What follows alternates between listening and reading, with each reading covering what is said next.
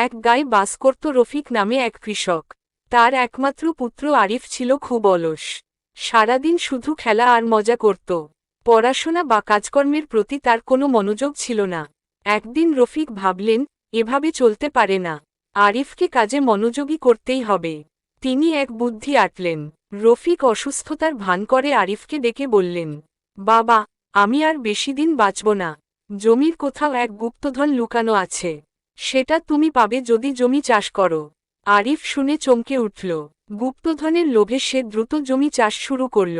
দিনের পর দিন সে কঠোর পরিশ্রম করল, কিন্তু কোথাও গুপ্তধন খুঁজে পেল না। জমি চাষ করে ভালো ফসল হল।